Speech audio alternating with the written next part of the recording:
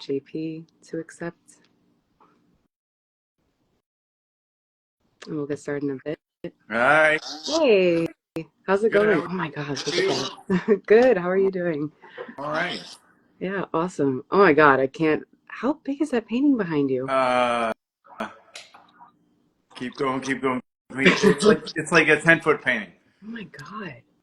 Wow. Yeah, it's a big one. That's amazing. Sorry, that just kind of like knocked me off like the second you joined. Yeah, that's what we like to do. Yeah, exactly. Totally. So thank you so much for taking the time to join us today. Of course. Thanks for Love having me. anytime. Yeah, no, love anytime I get to just chop it up with you. Yeah, so we can just jump right in. I want to respect your time today, not Oh, keep you for I'm too long. all yours, and I'm for all the people who are joining us right now. Awesome. Great. So yeah, I just want to say hi to everyone, introduce myself, introduce JP. So my name's Annie. I'm the program director, artist in residence with Sicily Artist Retreats. We host painting, drawing, and sculpture workshops in Marsala, Sicily. And JP is one of our incredible instructors who we're bringing to join us this May. So excited for JP's class. I can attest to being JP's student. I've taken your class twice, was a teaching assistant once, and I'm still coming back for more. Like, there's just so much to learn from you. And I just want to let everyone know to ask questions throughout this Instagram Live. I'll try to, keep up with the chat as much as I can while I'm still trying to listen, answer questions, all of that. Yeah, so we can just jump right in. JP, maybe for folks in our Sicily Artist Retreats audience who might not know you and your work, can you just tell us a little bit about yourself? Sure. My name's Jean-Pierre Roy. This is live from Greenpoint, Brooklyn, New York. I live here. I've been a New York-based artist for the past 24 years, really, since I moved here and got my MFA, but I'm originally from Los Angeles. And that kind of East Coast, West Coast visual divide is a big part of the backdrop, the optical backdrop for my work, and a bit of the intellectual backdrop for my work. I kind of grew up um, in the last quarter of the 20th century, and being in LA, the film industry was the immediate backdrop for my visual memory, and also the Pacific Coast for my um, also fed my visual memory. So it was this mix of like pop culture, cinematic sensibilities, and the kind of beautiful West Coast unique geography of where the desert and the mountains kind of meet the ocean right at the horizon. Um, the LA art scene growing up in the 80s, 70s, 80s, and 90s was definitely present, but it wasn't like the New York art scene is here where you walk around the corner and it spills out onto the street. The LA art scene had its pockets, but it was definitely a little more decentralized and removed from the kind of casual observer. So for me, growing up and loving to draw and making pictures, the out of the two industries between the art world and the film industry was the industry that was like, hey kid, come here, we got something to show you. It was luring me into the dark alleys and then looking at my drawings, and essentially I started working in the film industry at 15 thinking this is the place, this is the home for what I love to do. It wasn't until my late teens, 1920, where I started 19s and 20s, not 1920, I'm not that old, where I started to see artists and painters, contemporary artists and painters, who were finding a home for themselves in a contemporary art dialogue with what seemed like an anachronistic skill set, like drawing and painting with high levels of craft and observational input. Artists like, oh man, um, uh, it's early in the morning and my coffee hasn't hit yet. But I remember seeing a Hockney show when I was a kid in LA and thinking like, okay, here's a guy who's from the UK who moved to California because of the quality of the light, and then found stories that needed to be told, um, in a visual medium with the uniqueness of the kind of color and temperature that happens in this very specific place. So it was like environment and light and narrative all coming together in a very specific way through the way that he, as an individual, processed and hierarchicalized all this information. And I thought, I think I can make this work, and that's what prompted me to move in my late 20s to New York, get my MFA, and I'm still doing it 20 something years later. Yeah. I teach here, but I'm mostly in my studio, and I think that should mostly fill people in. I also do workshops with Sicily Artist Retreats.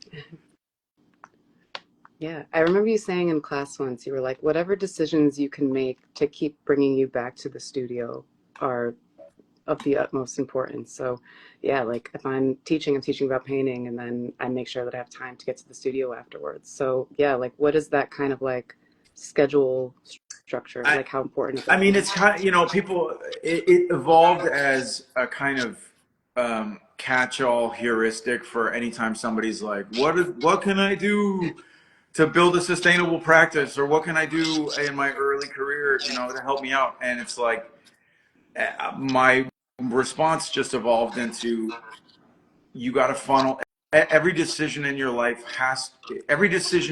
will either take you away from the studio or send you to the studio, and you want to make more decisions that send you into the studio than don't. And that can be everything from the kind of remote work you might do. Are you doing freelance illustration or freelance graphic design or something, so that you can kind of literally swivel your chair around to work on a painting and then run over and send off a JPEG to somebody, to the kind of relationships that you surround you with that encourage you to follow your obsessions into the studio, to something really practical, just like I, we might bring this up with another question later, but I run a thing on Friday nights called Soft Eyes, which is every Friday night I hire a model, and whoever I want from the community can come in. It's a $30 fee plus RSVP, and we all just sit in my studio and paint work from the model.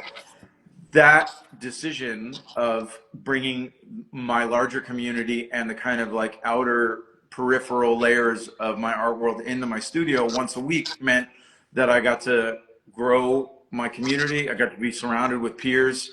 I got to learn something new every week, and they're coming to me. I don't have to go to them. It's not just me funneling me into my studio. It's me funneling my community into the studio, so that we can exchange ideas, and also so that I'm not the only one telling the story about my work. I have all these amazing, brilliant, intellectual people who are downloading what it is that I'm trying to do and bringing it out into the world and sharing it through their own, cognitive hierarchicalization, which to me is incredible, and I learned so much out of it. Totally. Oh yeah. I just love follow your obsessions. Like Oh yeah, that's yeah, I hear you say that a lot too. Yeah. follow your obsessions, otherwise described often as owning your kink. Another. Yeah, Yeah. another, just a even more direct way of saying Yeah. it, right? Like we all know that feeling when we're looking at something that we want to look at more than anything else, or where we want to create something or spend time with a material more than anything else. Mm. That's the kink, that's the obsession. And there's a lot of talk about building a sustainable practice, which, look, that's just good sense, right? As the great Indiana Jones said, it's not the years, it's the mileage, right? And we've got to make sure that with all that mileage, we take care of ourselves. But the flip side of that is that sustainability can't kick down the doors that are presented, or the obstacles that are presented by the challenges of being an artist, in the same way that your obsessions can. Your obsessions will give you the momentum to carry yourself over these hilltops that we fight over, either spiritually in the studio on a dark night of the soul, or just the practicality of, oh my God, I've got a deadline, I've got 10 paintings I got to do, and I don't have the time, I don't feel like I have the time or ideas, right? If you turn that obsession faucet all the way on, you're gonna have more ideas that you know what to do with, because you're letting them, you're giving them permission to really emerge to the front of your both your workflow in terms of a practical sense, but also in terms of shoving everything else out of the way that doesn't really face the muster or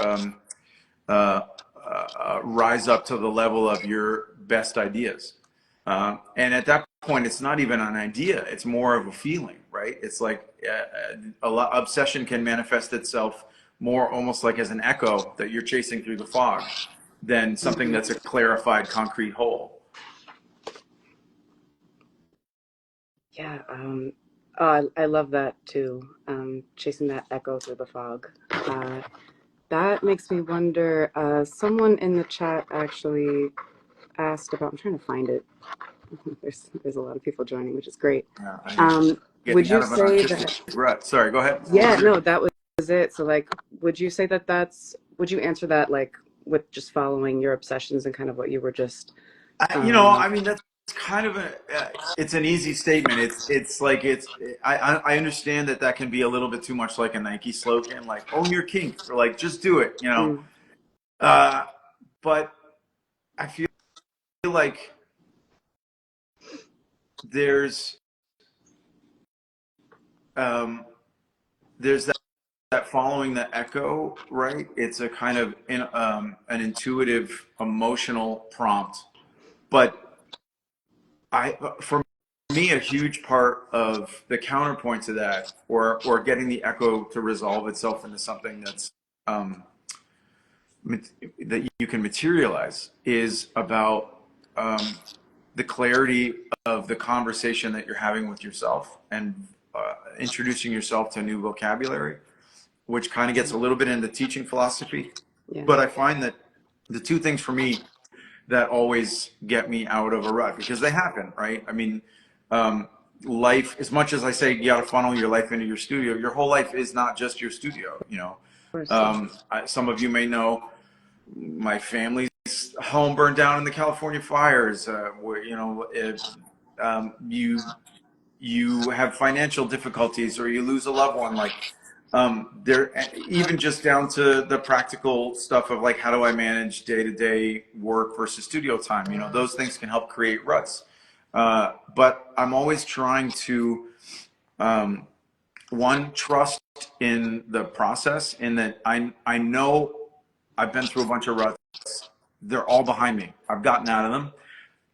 And it's not because I forced myself to come up with an idea that I wasn't interested to get myself out of the rut.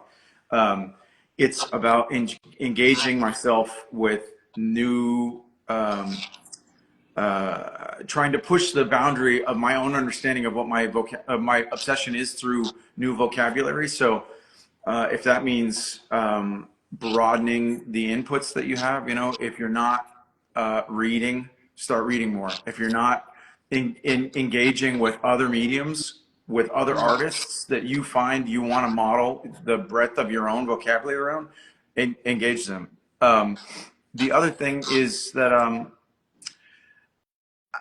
I, as much as I'm talking about creating trying to find a richer vocabulary to have with yourself to understand what it is that you really want out of your work, that's also really like getting stuck in your head. Sometimes that's the problem, right? Sometimes it's not the abstractness of the thing and trying to clarify it. Sometimes there's so much clarity through such a heady dialogue that you gotta like cut this off and just let these go. And the way I describe it is there's all kinds of contemporary discourse on the nature of consciousness and the engagement of the brain on a subconscious level and the active mind. The main takeaway from a lot of it is like the brain is lazy. The brain wants to be right. Like consciousness is an expensive proposition. It takes a lot of energy, both in terms of consumption and just in terms of you know, the amount of bandwidth that it takes to be really conscious. The brain wants to be lazy. It wants to be right, and it wants to tell you like, ah, no, those are bad ideas. They're not, you know, don't waste your time with that, because that means it gets to shut itself off and be in a kind of rest state. Um, these things are not lazy. These things, your Mm. hands love to do an incredible amount of work. I find myself oftentimes just trying to overcome the lack of the negative momentum that this thing, or the momentum of the size of the conversation that this is having, and don't let this be the the starting block, right? Because your brain wants to reserve its energy load. Your hands will burn through energy like crazy, and it's like, if you let these start working, don't wait for this. If you let these start working, doesn't matter what they do. It's just overcoming the momentum and its engagement on an unconscious level. This thing will start seeing what these things are doing, and we'll wake up and be like, all right, I didn't want to get out of bed, but now that the two of you are playing in the yard, that's got to go there, that's got to go there, this should be darker, this should be lighter, this should be warmer, this should be cooler. And now you have engagement, you've overcome the momentum, and you're not thinking with all of the bandwidth that you had before. You're actually just using a small amount of bandwidth to guide your body through the process. And I talk about it as like the dog showing up at the end of a Frisbee commercial, right? That's your brain jumping into the picture at the last second when all it wanted to do before was lay on the couch. Mm. I get that. I'm really resonating with all of this, and to just like let don't let the brain like steer the ship right Yeah, away. It's like just let the it's hands go, and then the this will always brain follow. does not, the brain is going to go, okay, look, if the ship starts going and I put my hands on the wheel, think of all the things that can happen. We could break down. There could be bad weather. We could run out of food. We could run out of fuel. Something's going to break. We might have an angry past. Like, all of these things could happen. That's going to shut you down, right? Same thing with making a picture, right? There's too much white space. I don't know what I'm going to do with the next one. How do I approach the color development of this picture? I think I've seen this stuff before. Maybe I don't want to copycat. Oh, is this too much like me? Is it too little like me? Will my collector base embrace these new ideas? Mm. Yeah. These do not think with that kind of vocabulary. These just start thinking about hard, soft, light, dark, warm, cool. And then this one can start to knit all that stuff back together. And now you have teamwork. Yeah. No, absolutely. I want to keep on this and talk more about like that compass that you speak about, like for the workshop. But I think before we get into that, I think like seeing some more of your work would Oh yeah, be sure. really great. Hold on. I'm going to give you I'll give you a swing around tour here of the studio. So Oh wow, here we'll you go have the back best over studio. here to the painting we were looking at. So this is a big, like, 10-foot painting I'm working on that's in progress. There's another one that's pretty much done. It's just a global view of my studio, and then we can zoom in and look at some individual work. There's some stuff I'm working on right now. That was last night's soft eyes painting right there. I'll Awesome. give you a Yeah. close up of that. Then I got like my ideal wall over here where I got a bunch of stuff that I'm working on, tons of new paintings. Wow. And then my long-term project that I've been Yes. working on Let's is hope it makes this. it. This is my tiny self-portrait wall, where that's about 2008, and this is like 3 days ago. Wow. And I have hundreds and hundreds and hundreds of them in between. I've got a lot more than this tucked away in my flap file here. But let's go in and look at something that I'm working on right now. Oh yeah, here's another one that's close to finished. Wow. We have a drawing that I've been working on over here for a while. Oh wow. Wow. I love seeing your drawings. How often do you like create like full drawings like this, JP? I feel like I don't see these often. Uh, there was a period where I did a lot of drawings over the course of a couple of years, and I was using the material in a very specific way, and I feel like Soft Eyes has kind of reawakened Mm. a love of tonal form in a way that my paintings have been so much about color, Yeah. and it's just been about the connecting that rarefied kind of material usage, because, you know, a drawing is on some level can get very illusionistic, but it's also, without color, it doesn't really describe light in the way that color does. So Mm. it's kind of, for me, drawing has always been uh, not a full symphonic piece with like the whole orchestra. It's been something that's much more of like a single instrument kind of song in a way. And I have to get into the right headspace for that. But Soft Eyes has helped because I'm just thinking independently. This is from last night, independently of larger narrative, and can just think about material usage. And that's got me back thinking about how to use drawing and pencil again. There's so many incredible artists that I work with in here in Soft Eyes on a weekly basis that make me think like, oh my God, if I could just get rid of my love of color for a little bit and just focus all that bandwidth down onto one tool, it would be, there's another level of poetry and a kind of it's like having both a minimalist material proposition alongside a maximalist usage of like a single spectrum of obsession. Mm-hmm. Here's another painting that I'm working on that's in progress. I also wonder if like that, like reacquaintance with drawing, like you revisiting it now after this like symphonic kind of practice that you have, like if you're finding new vocabulary just through Yeah, the drawing I think process, you so. know? And it's like um, pushing aside,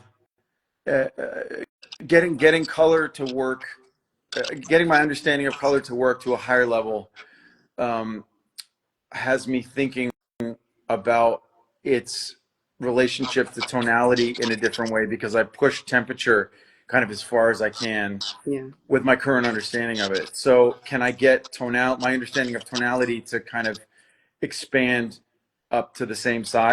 And I can't do that with paint, because the second I put my palette out, I start thinking about temperature Yeah. again. Somebody like Michael Grimaldi is just so amazing at being able to Oh kind of yeah. put the full bandwidth that I use for color into just tonality, and it's like it's inspiring, really. Oh yeah. And there's nothing more valuable than seeing somebody else's work make you want to ask more of yourself than you already do. Yes. Like that's a deep joy, right, Oh of yeah. shared community. Here's another. We don't see the drawings that often. Here's another drawing. It's kind of hard with the glare because they're in glass, but there's a lot of material investment in there. Uh, Awesome. look at the grid and the Ooh. hues. Yeah. What else we got? This is my best piece of art, though. My boy That Driggs. Driggs? That's What's the name? Driggs. Yeah. Here's some more stuff that's in progress. And JP, just for, I mean, I know this, and I think most of your audience knows this, but for those who don't, these are all out of your head. Like you don't use Yeah, any. yeah. These are. I'll show you an example. I don't actually know, because all this stuff is all out of my head, right? This is out of my head. These portraits are out of my head. Somebody said that this looks like my sister, which is interesting because she's deep in my visual memory. Yeah. Um, but I work really, really hard to try to generate believable luminosity from imagination. So something like this, where it might look like there's photo reference for the figures, there's no photo reference. It's just me drawing that damn figure over and over and over again until it doesn't look wrong. And then I'm finally able to lay luminosity across the figure. But that luminosity is based on what's happening in the picture that I've created. Hmm. So I have to wait until the picture as a whole comes together enough for me to understand that there's direct light coming this way, there's bounced magenta light coming this way, there's the cool light of the sky coming down into the shadow masses, and then there's also other areas where we have like localized reflected light down into shadow masses. So it's this really long, convoluted process of layers and layers and layers of kind of structural drawing with then invented illumination on top of the figures. I don't recommend working this way unless you are absolutely obsessed with understanding the intimate nature of luminosity as a subset of reality, because it's not an economically efficient way of working, but it is to me deeply meaningful. And I'm able to work this way, not, you know, this it's a mode of working that I've been trying to do for 45 years, right? Since I was 5 years old, I was trying to generate synthetic worlds. And you can even see early JP Oh, drawings from like 5 years old. wow. Spaceships and dragons to um, more high school driven stuff where I'm thinking about, you know, narrative and sequence. Um, Wow. uh, Here we go. Narrative and sequence. Very Mobius driven. For any of you Mobius fans out there, that's how I learned how to draw. So it chased me all the way back to adolescence, but now being able to work once a week from life with soft eyes is me continuously feeding my imaginary vocabulary from real life context. And Oh, look at this. Sicily Artist Retreat upcoming instructor Kurt Cowper got captured in one of these Friday night model sessions. wow. So being able to, you know, work out of my head, but constantly being informed by the grammar of reality. Oh, JP, we can't really hear Oh, you. sorry. Is that better? Yeah, yeah. I think I have my pinky covering it. Being able to constantly inform my own invented picture space with weekly investigations into structural reality allows me to do something like this, where the figure is invented, the environment is invented, but the biggest, I'll just give you all a secret. One of the biggest impediments to people being able to create imagined spaces from their head or from synthetic reference or from multiple references and create a cohesive whole is that they're making decisions. Oops, sorry. They're making decisions purely within the painting itself without reference to what's happening outside of the painting. And if you're inventing a painting, all of the things that are happening in here in terms of color and the relationships of the color temperature and tonality to itself, they start outside of the picture, right? There is a light source out over here that when you take a reference, it's a given. But when you're inventing stuff, you have to tell yourself, I have a warm light source over here that is coming in at an angle like this. I have a cool light source that extends from the top all the way up into a sky dome that is coming down on top of my figure and my ground. Then I have this kind of like neutral warm light that is reflecting back up into the underside of my composition. And then I have a localized object like this yellow cloud of pollen that is reflecting up into the underside of my figure. That's happening inside the picture, but it's the result of light coming outside of the picture onto something inside the picture, up into something inside the picture. Without determining this stuff and this stuff, you'll never get the relationship of these things. So one of the things, the first thing you can do when you, if you want to begin to try to create synthetic pictures that have the feel of the soul of a world builder like myself, Yeah. start by asking yourself, what is happening outside of the picture that no one will ever see except me? Yeah. That, like, the way that the authorship that you bring to, like, your level of world building, it's like J.R.R. Tolkien. It's like knowing just where everything is, like, within this world. It's Yeah. like it's complex. You're juggling so much at once, but you you're bringing that level of care and attention to this one single painting. And yeah, what is happening outside of the frame? Where am I in this world? It's just it's I think it's really important to think about, like, when you're creating from your especially head. if you're making work that doesn't fit easily within either the canon or the kind of contemporary, for lack of a better term, the fashionability of the context that you're working in.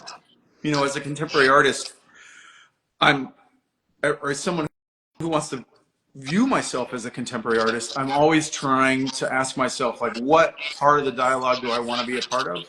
And what is, sorry, that might fix the mic. What is the vocabulary of that dialogue that I want to be a part of? And what are its tastes and what are its values? And I ignore the tastes, but I try to honor the values of the dialogue that I want to be a part of. And part of that, like you said, that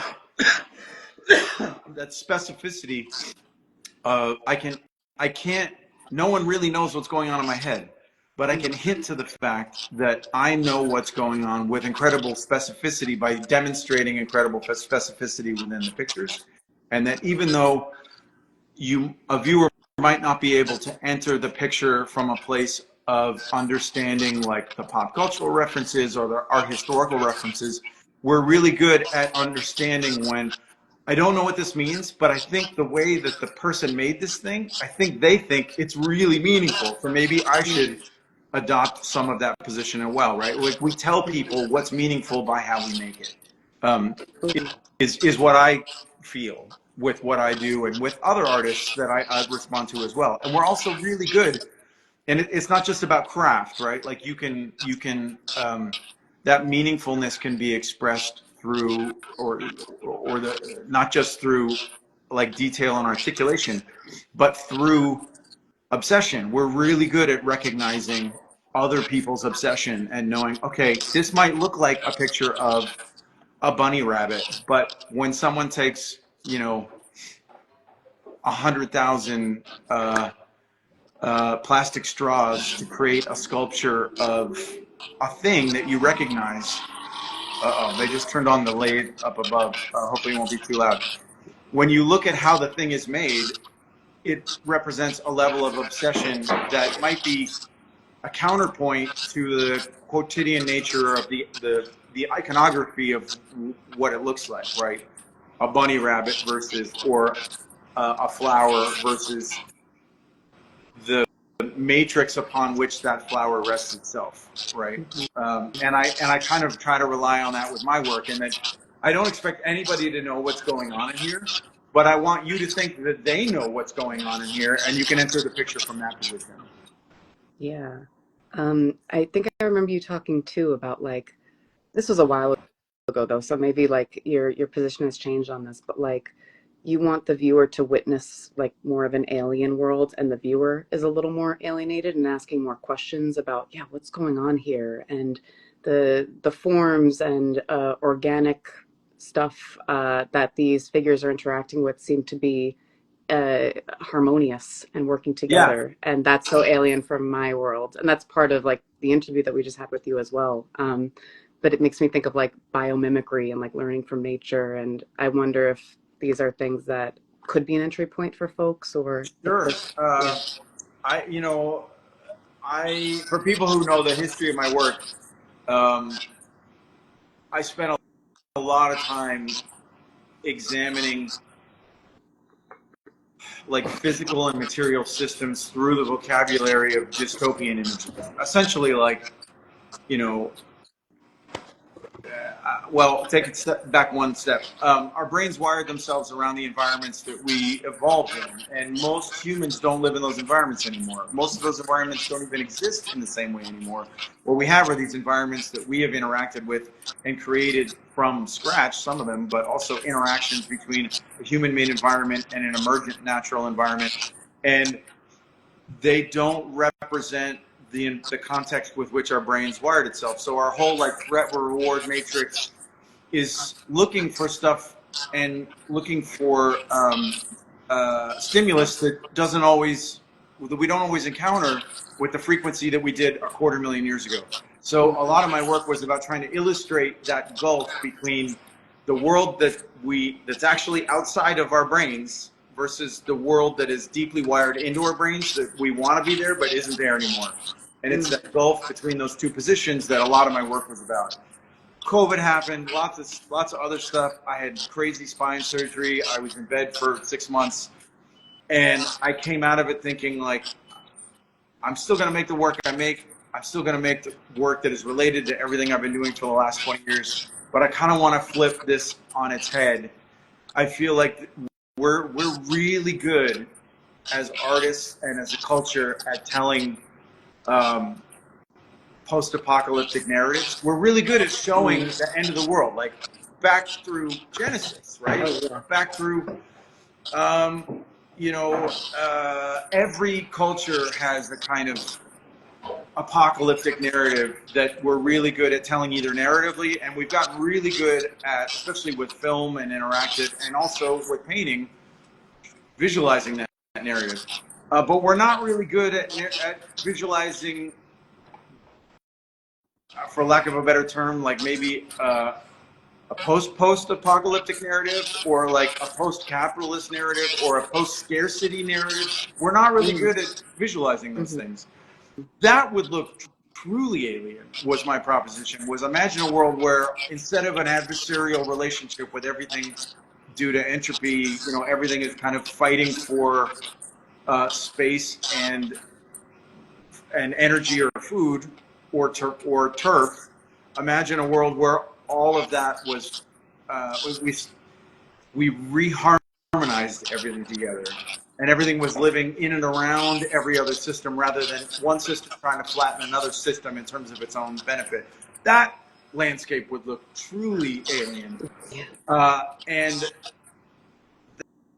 that was my starting point for these pictures, was much like the period in art history which I thought I liked the least, which was the Rococo, because there are pictures where there's no anxiety in those pictures anymore, in the way that a Baroque painting, or especially landscape painting pre-Rococo, the landscape was always used to kind of show the viewer where the tigers in the grass were, or where the volcano on the horizon that could always go off, or the storm rolling in, or the forest fire, or the beasts that lurk in the bushes. The Rococo is the first time where like that's all gone, and the landscape has kind of been flattened into a space that is purely there for kind of the paintings are about a lot more than this, but they're also a place where they're there for the landscape represents a freedom from that kind of anxious adversarial relationship between humans in it. That I didn't understand how weird that was until I was older, and those are very strange pictures because they also happen right before the Industrial Revolution, which is, that's the beginning of our pretty terrifying relationship with technology and climate change and everything. And we had this brief window where like, oh, we've tamed the landscape, and now we can hang swings from the trees and bask in the sunlight, and this is all here for our hedonistic pleasure. And then all of a sudden, we fell off the other side, right? And we're still dealing with the repercussions, trying to figure out how to move beyond this set of macroscopic, the Anthropocene, right? The period in not just art history, but in human geologic history, where humans have more ability to affect change on the surface of the earth than geology or meteorology. So these new pictures were an attempt to kind of imagine a space where I'm not trying to predict any relationships with biology, but that however we get out of what we're facing right now we're gonna look really different than we did going into it. Our behaviors are gonna have to be very different than they were going into it. And these are kind of just visual icons for the scope of that change. But also in these pictures, this might not be our utopia, but this is not their dystopia, right? This is a kind of a space where these figures are in my head, in my canon, is that word again? They are freed from the kind of adversarial proposition of a zero-sum game that feels like such an integral part of the nature of existence right now for everybody. So they are escapists in that sense, but they also getting back to that compass question, hopefully can lead us into new questions that propose new solutions. Oh, I love that ending. Yes, like, and that's that expansion of that vocabulary, asking more questions, remaining open. I think this is all really important. And like when I first saw these paintings years ago, like they gave me a sense of hope, and like not that this is the one Right. answer to Not at all. this, but it's like the way Octavia Butler says, like there are many answers, Yeah. There are like there are so a many more thousand answers than we answers. even know to ask the question for.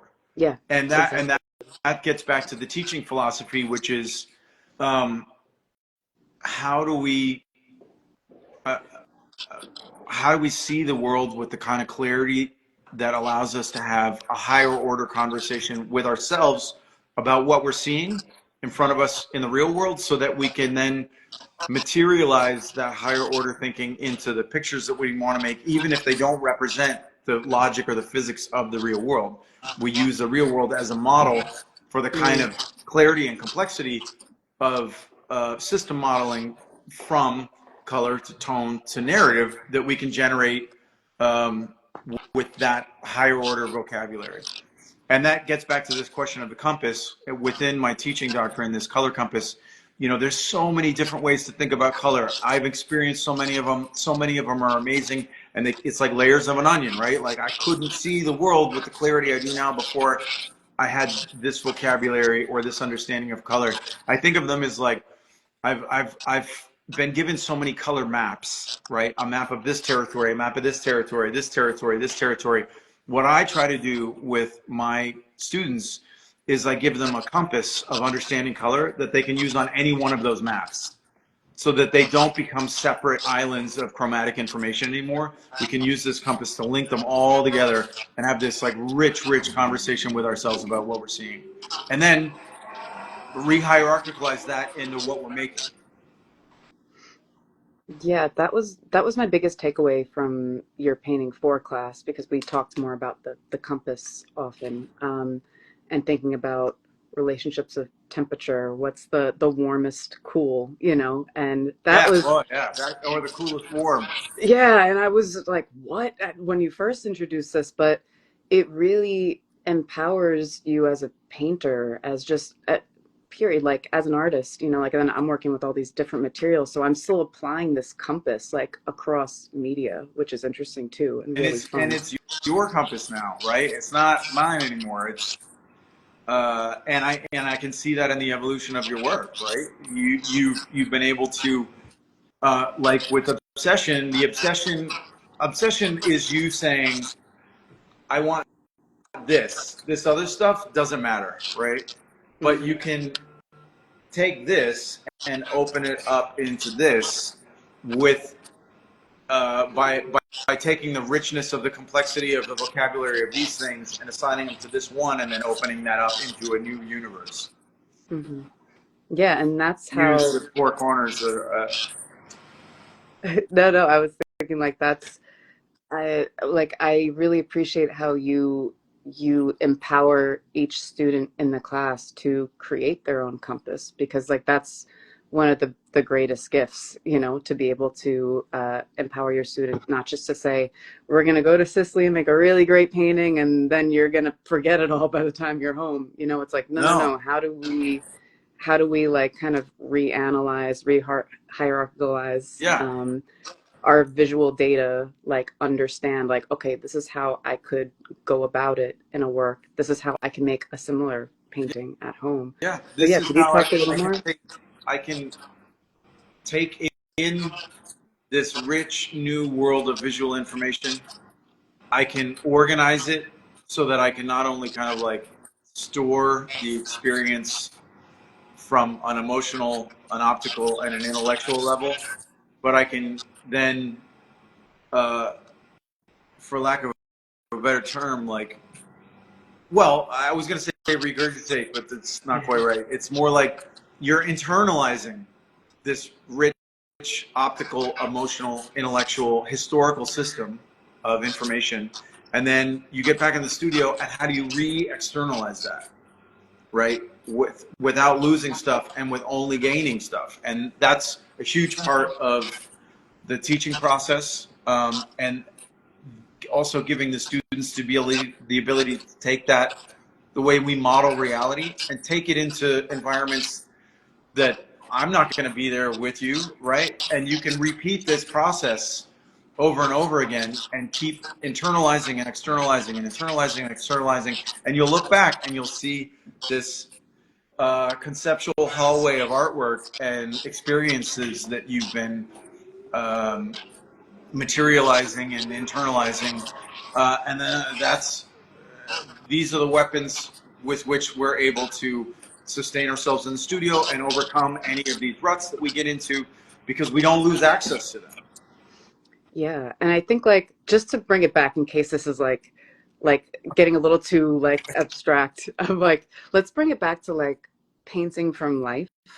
And I really appreciate like that goes back to soft eyes now. So like what is the significance of painting from the model every week with a group of your community? Other like a lot of them are other instructors. Like we just saw, like Kurt was in the background of one of your paintings. So like you clearly are a master of this, and you can paint out of your head. And like I wonder like why do you continue to study from the natural world? Why do you continue to paint from life? And how does this impact your work?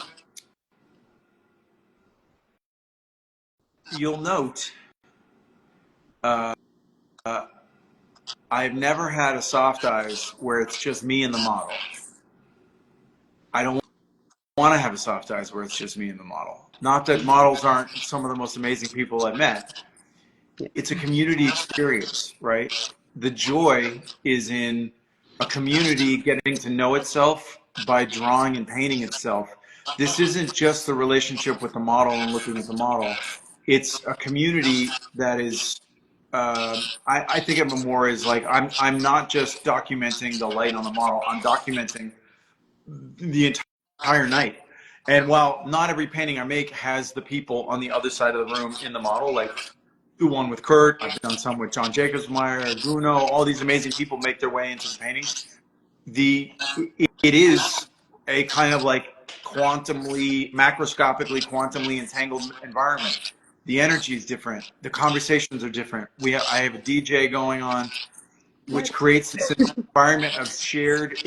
What I wanted to do was that it's the perfect vehicle for trying to create the least transactional art environment that I encounter over the course of the week. When I'm here in my studio and I'm working on my own, as much as I try to not think about the viewer or not think about my schedule of exhibitions coming up, I have to. It's just a practical part of making a living as an artist, and maintaining the expectations of whoever your economic partner is, be it your audience in general, be it your gallery, be it an advisor that you work with, or collectors, or someone that you're doing commission for, whatever. But Soft Eyes is a place where nobody's trying to pay their rent with these paintings. Nobody's using these to fill a gallery wall for a show that might be a little underhung. It's a place where we're all totally present. So for some of us, maybe the first time in the whole week where we're fully present. It's just eyes and a subject, right? Then the buzzer goes off, and we have 5-minute break. And the conversation that comes out of that place where you're fully present in a public space is so different than the kind of conversations we might have where we're at an opening and we have 30 seconds to see somebody across the room, and we're already in this strange space where I want to be here as an artist, but I'm also here for kind of professional practice. I'm also here for emotional support. I'm also here for the kind of doing the due diligence that I think I need to do as a mid-career artist. In Soft Eyes, it's like, wow, I can really see you as my friend, or as a neat person, because the last 20 minutes, my bandwidth has totally let go of, the political conversation in the country, my taxes, my busted knee, what I'm going to make for dinner. It's 100% just letting everything come in through your eyes and your ears, and you carry that over into the relationships of the other people in the room for maybe the first time all week, other than maybe a partner where you have special time with at home or something, or like a dog if you have one. They're pretty good at giving you 100% presence, and I think that's so hard to find in what otherwise be a really monastic practice, right? This is so much. There's so much sacrifice that goes into inhabiting all of these images, right? Mhm. And maybe you go to grad school and you're in your MFA program and you have a class where, oh my God, I feel like I'm surrounded by people I care about. There's amazing instruction. I'm not thinking about the outside world. It's this like strange alpha state that you get into that is really hard to get back to, especially once you leave the kind of institutional umbrella of a teaching, like a good teaching space or a great workshop, huh? Um, so it's part of it is my love of transcribing light through materials onto paper, but a huge part of it is what that process does to my brain to allow me to connect with the people that I care about in my life. No, I love that, and I completely agree. I think about what the artist Shalene Rodriguez talks about. She mentions we need to figure out how to reweave the social Yeah. fabric, and Yes. like this is That's it. totally like 100%. every week, every Friday, Yeah. come here, like Yeah. like And come create, and that's so needed, so yeah. important, and that's just one little thread, and like I really appreciate that you're doing it, and I Oh, promise I will get there at some you point. gotta come. I will make the travel to Brooklyn. I talk about it a lot. My friend Esteban Ocampo, who I did a workshop with in Colombia a few weeks ago, we just talk about it as friends drawing friends. It's the larger Mhm. community getting to know itself through the materials and through the eyes, right? And it's nonverbal. Yeah. It's one of the great joys of life Oh yeah. for me as an artist, and for many of you, I know as well. Yeah, I'm right there too. Like I really resonate with that. Um, well, actually, speaking of Esteban, speaking of workshops, and like you went to Colombia for this Yeah. workshop, so I have a very important question for you, which is, why go to Sicily? Why travel for a workshop? Why go away to learn and create? What do you find significant about it? Great question. I mean, I could say all of the aesthetic things that we already kind of know. New light on new walls is um, a magically transformative experience, right? It opens up our mental map of reality. It allows us to straddle like dream space because we're out of our.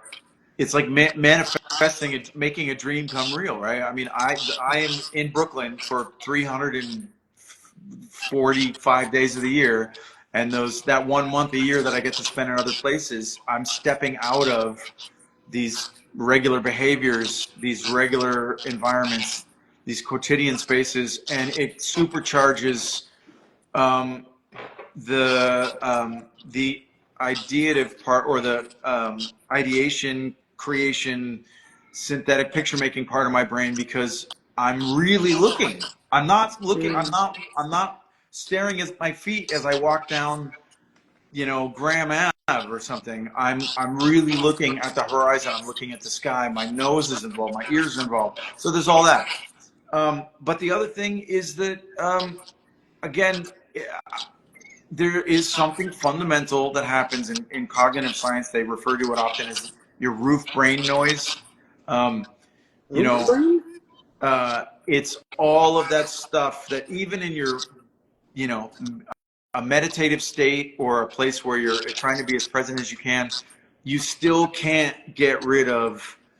Um, Man, I got screwed by my cell phone company when they overcharged me for that, international call that I made, or a misbalanced checkbook. Like all that stuff is still here because it's embedded in your local environment, right?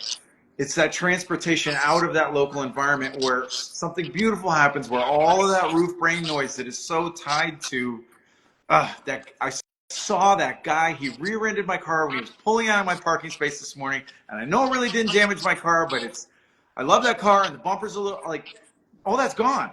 100% of Yeah. it is gone. It is the conversation. Your roof brain noise is just, I'm here in this incredible space. The blinders are on. I'm seeing what's right in front of me in Sicily.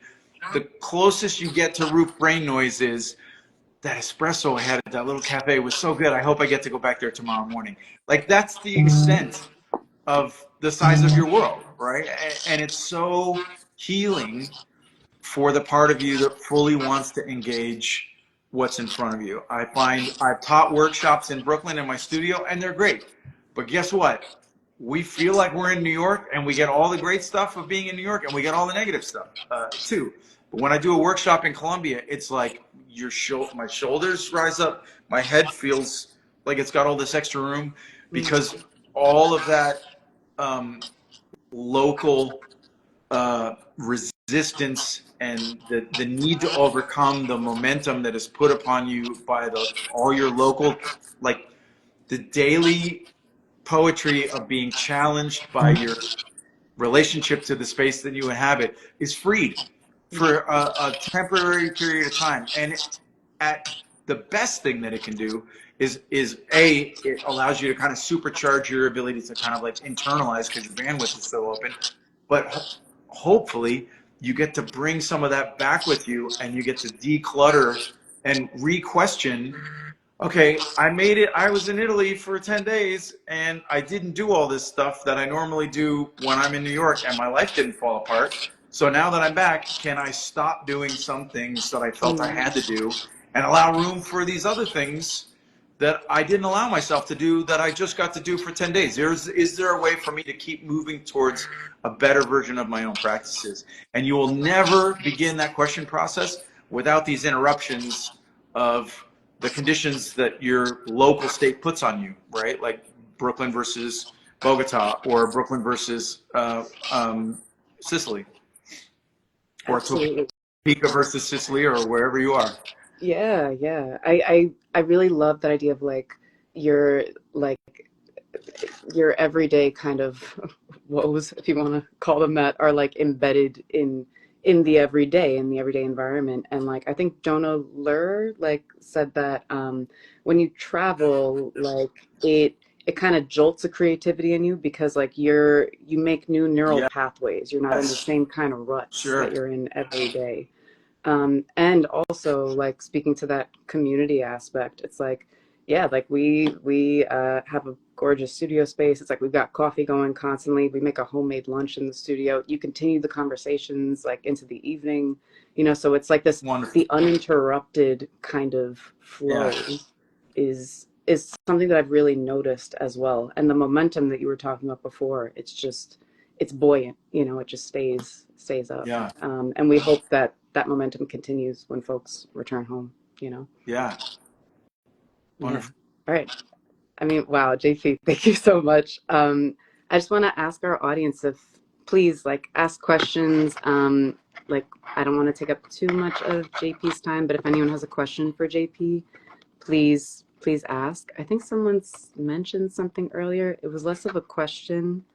Oh, someone said you need to write a story around one of your paintings to extend the narrative outside of the frame temporality. Yeah, I'm working on that. Yeah. I have been engaging, trying to figure out how to expand the way into the work, and also expand the way out of the work, or like what's, how can people and myself, like how can the viewer get a more, I don't know, meaningful or a more comprehensive, not like explanation, but engage a different part of the way that they activate emotions, like reading or sound, or those are all part of our limbic system, the part that of our neurology that assigns emotional response to stimulus. Different stimuluses create and add to that emotional response. So I am writing some short stories and some stuff. So I'm trying to figure out the best way to put them out in the world. So there might be a Substack coming soon, Oh perhaps. my God. Um, I was taking saxophone lessons for a little while. I was trying to teach myself saxophone a little bit during COVID. So there might be some an audio component to some of these at some point. But great question, and thank you for the motivation to keep pushing forward with alternate mediums. That's so exciting. I can't It's wait to see that hard exist because ready. you know, there is only so much time that we can devote to things, and so the older you get, the more you realize, you know, where do I want to put my resources, and how do I also make time for the healthy relationships I want to maintain in my life. But the healthiest relationships are the ones that tell you to, no, JP, go write that short story, go make that saxophone soundtrack for your paintings. Yes. um, so thankfully, I have an amazing partner in my wife, Amy, otherwise known as Lucky Bird Bakes on Instagram.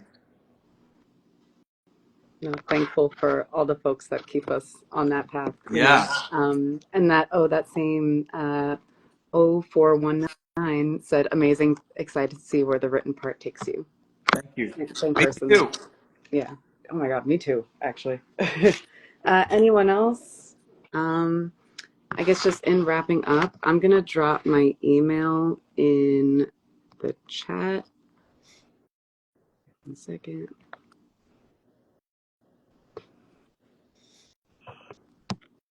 So for anyone who's interested in JP's workshop to learn a little more about what we're doing over in Sicily, please email me. You can email me at Annie, ANNIE, at artistretreats.com. Just to learn more, would love to have you join us. I'm really excited for this.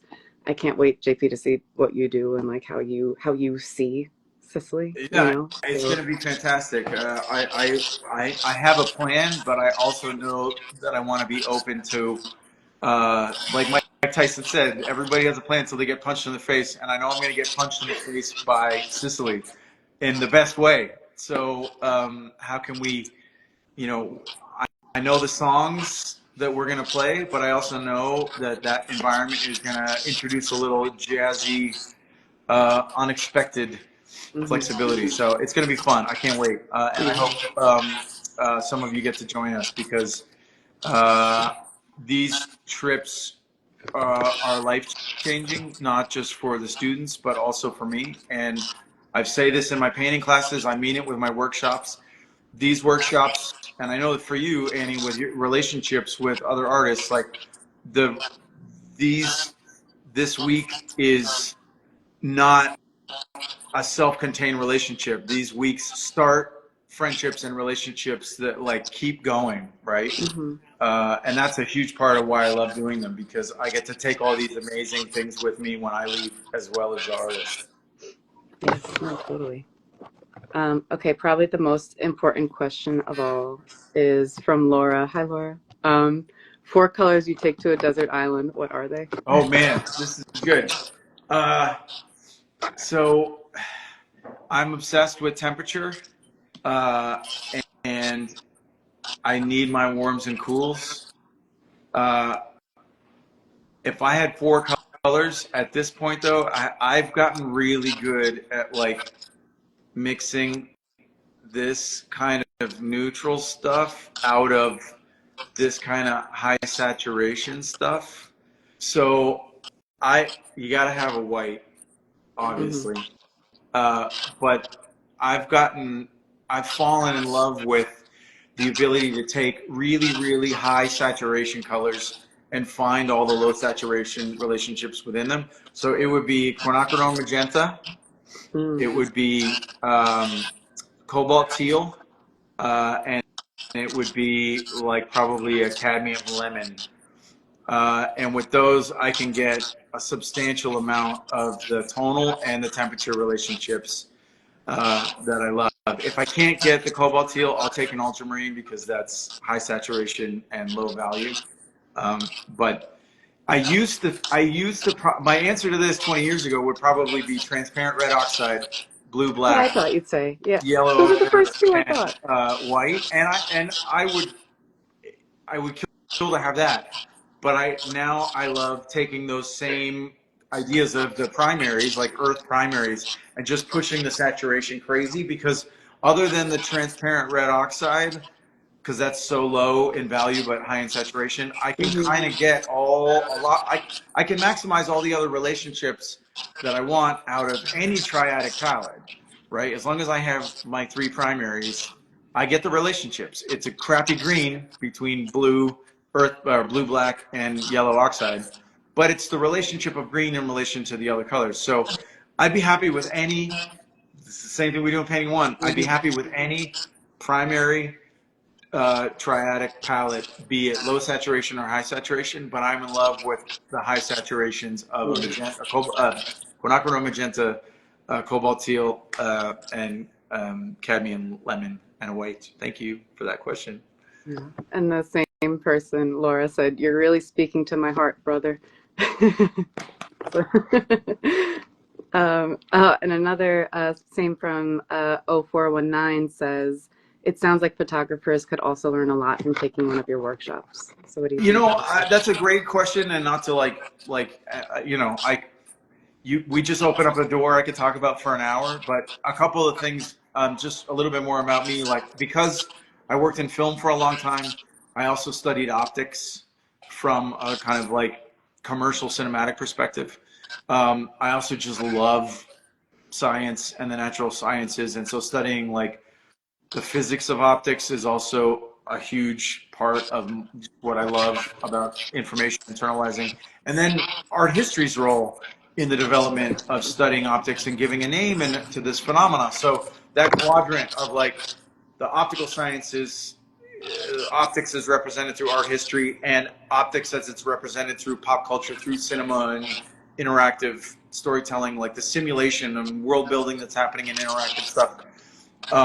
It all involves color and light, and I try to like unify all of that disparate vocabulary into like one unified vocabulary, in the way that medicine has taken the vocabulary of the body and unified it into like one consistent, empirical, repeatable vocabulary to describe the phenomenon of the body. And then the second thing is there's so much, you get people who are like pro photography and people who are anti photography, but they kind of both presume that there's one kind of photography, right? There isn't. There's like really great photography that gives you access to things you couldn't see without it, and there's really crappy photography that removes your ability to see reality or compresses it, sometimes for good, often for bad, if you're not trying to reinvest visual information into it. And so I just love opening up the conversation about what photography can and can't do, in the same way that like what film can and can't do, the one way that painting can and can't do. You are the crossroads where all these cans and can'ts come together and produce something totally unique. Yeah, absolutely. Any You have last questions? a hello from Colombia. I missed you guys. That was such a great trip. Awesome. Well, I mean, hi Guno. Guno says, so fun to listen to. Have a wonderful day. You too, brother. Yeah.